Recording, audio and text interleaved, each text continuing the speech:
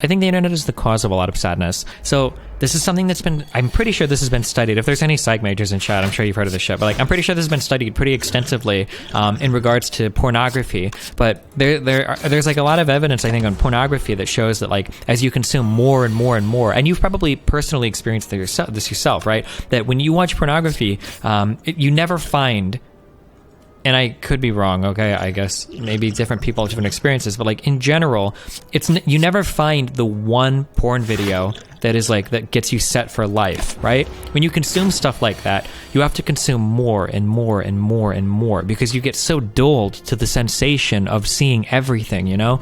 And the way that we consume everything today is like that. We consume everything. We consume millions of everything, of internet memes. We watch and then we consume meme after meme after meme after meme. And you can go on Reddit and laugh at 50 million things, you know, as opposed to reading the comics a long time ago in the newspaper is, you know, it's a lot more work. You have to go all the way to the comic section and then you can kind of go down and you can read your page. But on Reddit, you can view like 500 fucking links in like 30 minutes. You could just go meme, meme, meme, meme, meme, meme, meme, meme. And like every time you laugh at a joke, every time you get some kind of like dopamine response from everything, you know, it feels good. But I think that stuff might get dulled after a while, such that like over time it's hard to imagine just enjoying like one comic section in a newspaper even a week. Yeah, everything in our society is like, we're hyped up on rewards all the time, which in some ways is like the pinnacle of human achievement, right? The fact that we're able to constantly reward ourselves so much, you know, is kind of a good thing.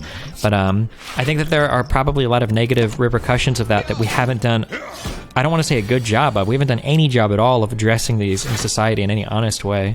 Men's Search of Meaning by Viktor E. Frankl talks about depression that is looming this world due to people having too much free time. I believe the internet is burning the candle at both ends at this point. Yeah, sure. We have like an unprecedented amount of free time and the ability to like gain pleasure. Now, and I don't just mean that in a sexual way. Do you feel the same way about yourself and the internet/video games? No, I don't. I feel like I'm a genuinely happy person. I feel like I don't meet very many other people that feel that way. I could probably count on two fingers the number of people, maybe even if that, people that I've met that seem genuinely happy and pleased with their lives. I think it's very, very, very hard to find people that feel that way. Not all of us have that much free time though, but I would say like most people do. Like even somebody that's lower class today in America, even like working poor, will have access to cell phones and internet. Like you have entertainment in front of you so much. You have entertainment in front of you so much. And how much do you need?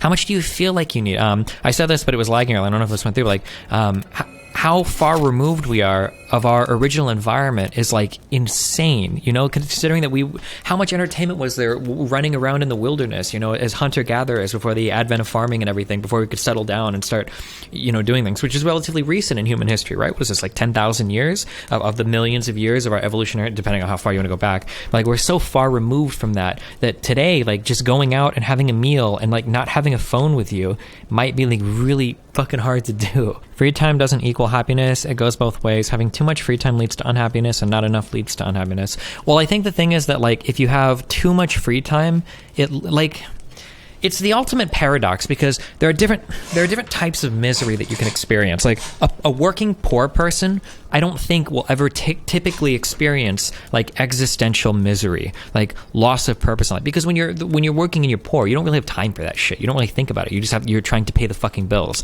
and those are your main stressors, and those are the things that are actually Reckful's talk on this was perfect. Ironically enough, remember when Reckful said, "I wish I could be poor because then I wouldn't have to worry about anything. I just work every day." Right? As stupid as that comment was, there's an aspect of truth to it, right? And you can actually test people because what I'm saying right now, there are a lot of people in chat that like might be like really mad at this, right? But what I'm saying right now is very unintuitive, but like a question to kind of test the unintuitiveness of this, and I can do this with anybody that I talk to, right? Anybody that you talk to in real life, who are the people that commit suicide the most? You know, when you ask most people this, 95% of people say, oh, the people that commit suicide the most, it's fucking teenagers, dude. Obviously, young teenagers that are in school, that are having trouble, that are getting bullied, that are going through depression and all the mental illness shit that goes along with young teenagers, you know. These are 100%, you know, and I remember talking to my mom and a bunch of people in Florida about this, and like, you know, everybody, like people would even put money on this. And it's actually not even close to true. It's way not even close to true. 15 to 24 is one of the lowest like groups of suicide. It's twice as much in elderly people. What is this? The highest suicide rate, 19.72, was among adults between ages 45 and 54. These aren't people that are depressed and are being bullied in school and are going through teen crises. These are people that are older, that are somewhat more wealthy, because guess what? It's white people that do it too, white people and Native Americans, but generally white people in the United States that do it. These aren't people that are young and lost. These are people that are older, that don't really know what they want in life, that don't know what they want to do, that are being bombarded with a million different messages on how to be happy, on what to do, on what you need to do, like a million different ways. Like, I don't know, yeah, like everything in life is like so crazy. Like people will take like an elevator to the second floor of a gym so that they can avoid taking the stairs, and then spend 10 minutes on an escalator, or not an escalator, but like the Stairmaster or whatever. Now, let's be real, they're going to the elliptical if they're taking the elevator, right? How do you stay happy even though you seem like you consume quite a bit of memes / porn / entertainment? I think for me, I'm just a really independent person, so I lost out on a lot of the group stuff growing up. So because I'm independent, I don't seek happiness from other people, which I think helps me so much, as tippy as that is to say. I think that over the next few years, I say next few years, we don't really talk about like mental health at all. And I don't even mean mental health insofar as like, you know, oh no, somebody has depression, mental health. Just like mental health insofar as like, I think that people in general are going to be like really, really miserable. The interest in newly introduced female sexual partners is called the Coolidge effect. Well, I don't think it's so much sexual partners. It's usually related to pornography, because people can consume, like, if you think about it, like in a single night, you can see more naked women than all of your ancestors combined saw, like in their entire lifetimes. My anthropology professor would disagree with you. With the invention of agriculture, humans actually had to work more hours on a daily basis than what was required for hunting and gathering. Yeah, but I mean, like, for I can't speak to like those like really, really old societies, so I can't speak with authority on that. I just know that the types of lifestyles that we lived as hunter-gatherers are very, very, very far removed from what we are today. Destiny, how would you define happy? I honestly can't see myself as either happy or specifically unhappy. I'm just kind of content. I mean, I think that's probably happiness, is like being content. I don't know. It's hard to say. You can usually, I don't know, I can just tell when talking to people, I guess. I'm not sure. I don't know how to explain it without sounding super tippy. Heavily agree about the internet being a source of sadness. What about kids being less guided from their parents and the kids not knowing what the fuck to do when they're adults? Would this be a variable to consider for sadness too? Yeah, possibly. There's so much stuff that exists in life today that is like unaccounted for, or like unintuitive, that like gives us problems we don't even think about.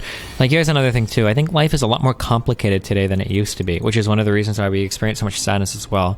Like, for instance, like life is pretty much, I don't want to say easy, but like simple in terms of like going back 100 years ago, you know, or 50 years ago even. Whereas today, like, you know, what college you go to, what job you get, like there's like a million different decisions you have to make today. I think college is a huge fucking scam. Not college itself. I think college is valuable, but the cost associated with it is insane to me. The idea that like we have these protections so that adults can't fuck children, right? You're not allowed to fuck like a 16 or 17-year-old, but we have no problem with the government and with the banks fucking 18-year-olds with $100,000 of debt as soon as the fucking clock turns. Like, that shit is crazy to me, dude.